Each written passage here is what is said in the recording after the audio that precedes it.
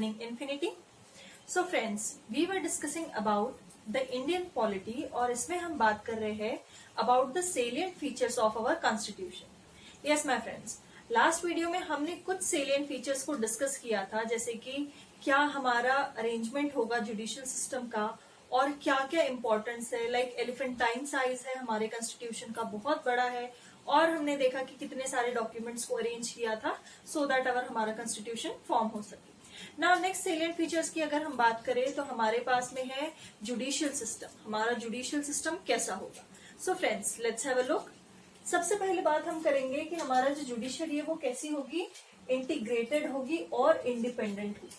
Integrated in the sense कि we have various courts, like हमने पहले भी बात करी है कि जो हमारी सुप्रीम अथॉरिटी है that is the supreme court, उसके बाद आते हैं हाई कोर्ट्स, फिर आते हैं उसके बाद में सब ऑर्डिनेट कोर्ट्स, फिर उसके बाद है हमारे पास में district courts, and lastly we have the lower courts.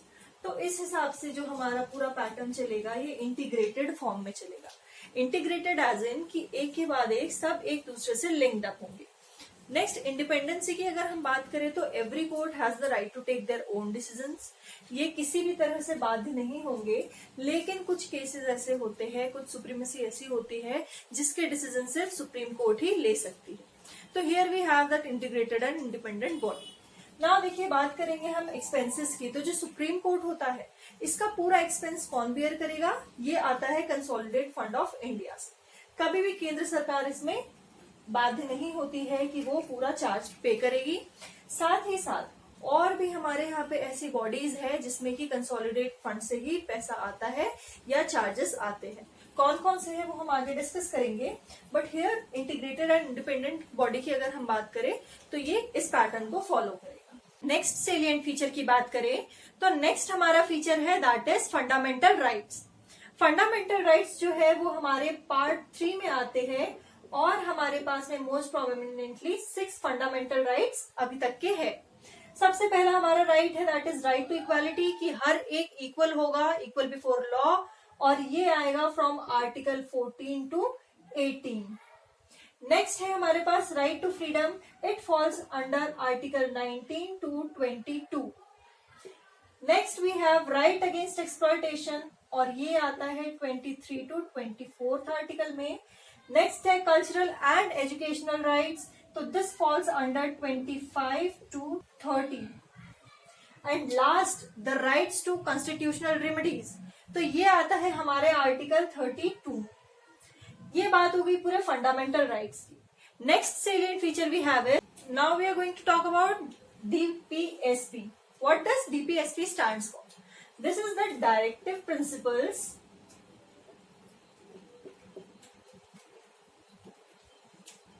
for state policy.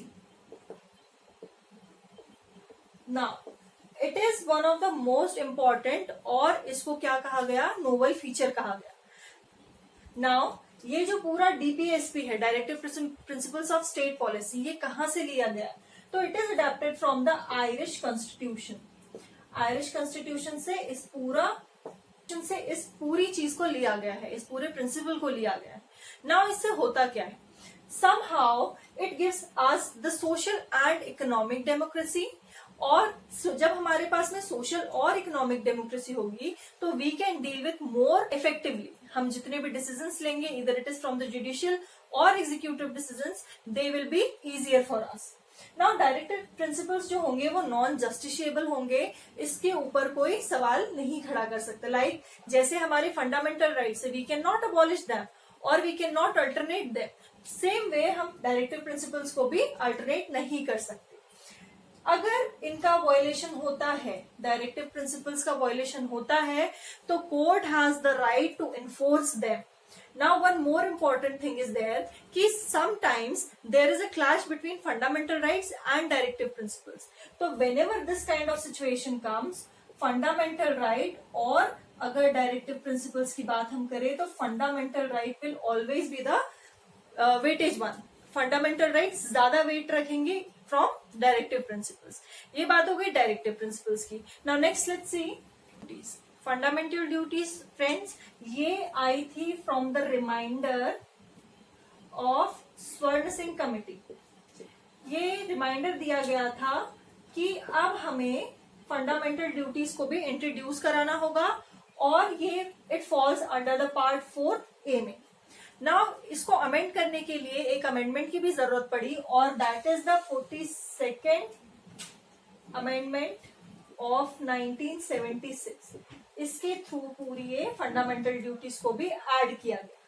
Now one more important thing is there कि पहले जब इसको ऐड किया गया था at that time we have only 10 fundamental duties, but further by 80th amendment इनको 11 कर दिया गया। तो now presently we have 11 fundamental duties. Now most important thing about fundamental duties is कि these are the non justiciable duties. इसको non justiciable category में डाला गया, like we can not enforce them, B court, any district court, lower court can not enforce them. So it is the most important feature of fundamental duties, that it is non-justiciable as well as non-enforceable. Next we have is secular.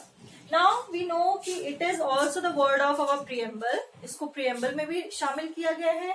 It is also added by the 42nd amendment of 1976.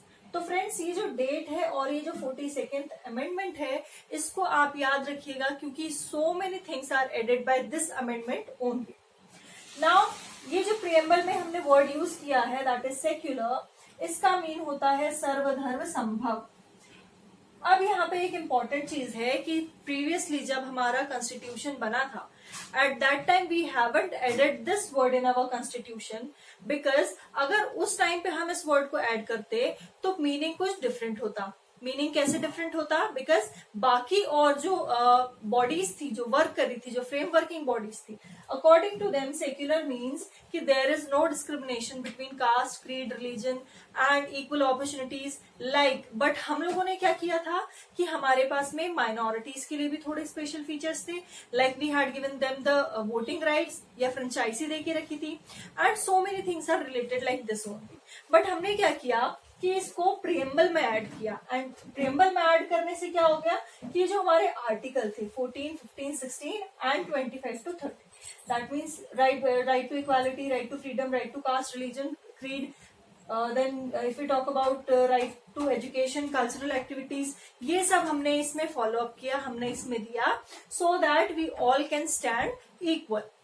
ये बात हो गई secular की। Now most important topic is there what कि हमें universal adult franchise भी मिली। Friends जैसे कि हमने पहले लेसन्स में भी बात किया है कि when we are getting freedom, जब हमें फ्रीडम मिल रही थी, जब हम स्वतंत्र हो रहे थे, एट दैट टाइम हमारा literacy rate was only the 7%। Now what Britishers thought कि ये जो 7% लिटरेसी रेट के साथ में आप क्या कर लेंगे, एंड देवर लाइक कि आपकी जो जितनी भी बॉडीज होंगी, रूलिंग बॉडीज होंगी, कॉन्स्टिट्यूशनल बॉडीज होंगी, they will be uneducated, how they are going to bear all the things. But at that time जो यूनिवर्सल अडल्ट फ्रेंचाइजी थी जो कि 21 थी, 21 ईयर्स का जो भी होगा he has the only right, और उस टाइम पे भी आपको याद हो तो only 10% of Indians had voted, only 10% had voted. तो यहाँ पे से देखिए आप ये 10% से 100% पे ले जाने के लिए इन्होंने एक बहुत बोल्ड स्टेप लिया and that bold step was कि जो यूनिवर्सल अडल्ट फ्रेंचाइजी की एज लिमिट 21 थी उसको चेंज करके 18 कर दिया गया। अब जब 18 हुई तो हमारे इंडिया का most of the part can have the right to vote, और उसी के बाद में जो है हमारे यहाँ पे इलेक्शन हुआ और पूरी फ्रेमवर्क तैयार हुई। अब अडल्ट फ्रेंचाइजी देने से क्या हुआ कि we all are equal.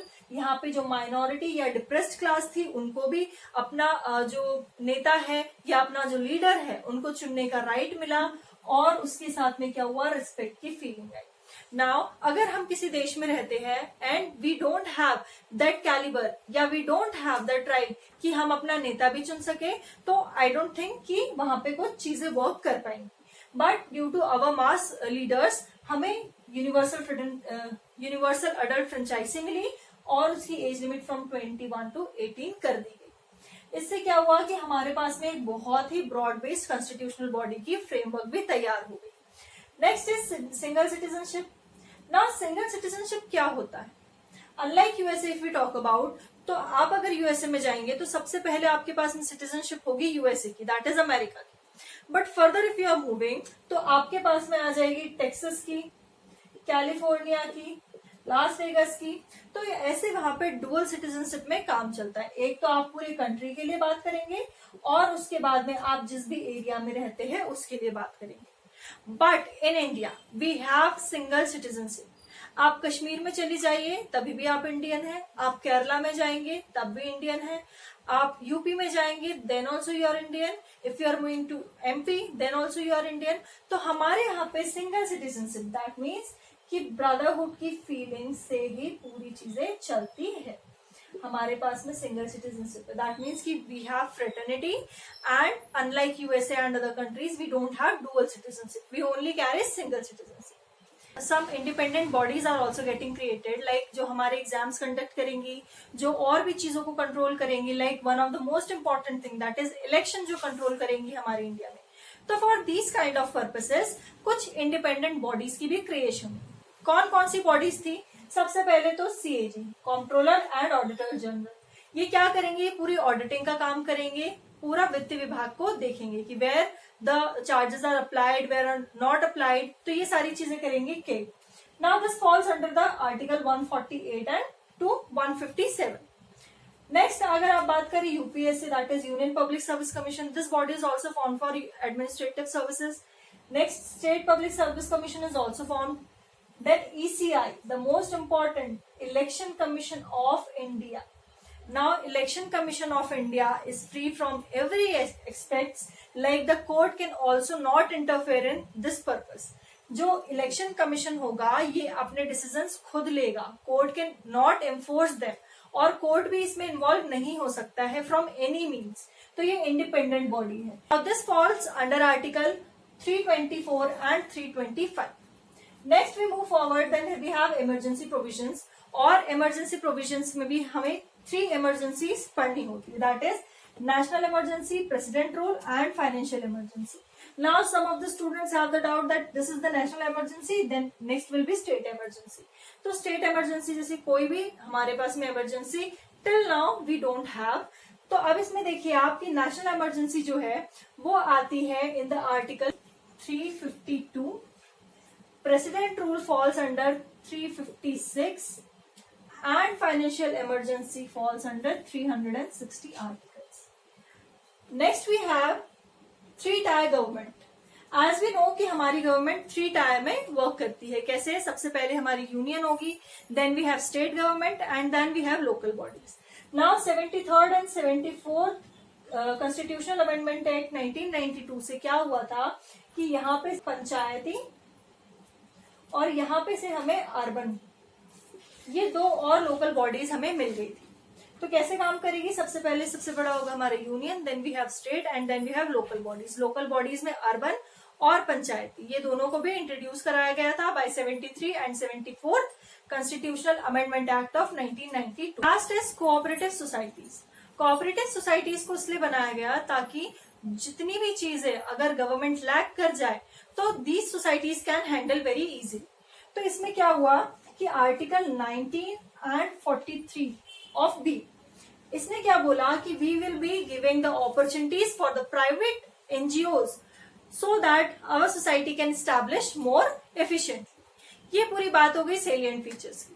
Now next देखिए, जब हमारा कॉन्स्टिट्यूशन फॉर्म हुआ, जब ये सारी चीजें बनी, सेलिएंट फीचर्स फॉर्म हुए, तो देयर आर सम क्रिटिसिजम्स। और वो क्रिटिसिजम्स क्या है? Let's have a look on that. देखिए क्रिटिसिज्म जब हुआ हमारे कॉन्स्टिट्यूशन का, eight that time everyone was like कि इसे बोरो किया गया है, ये किसी चीज की कॉपी है, बहुत बड़ा है।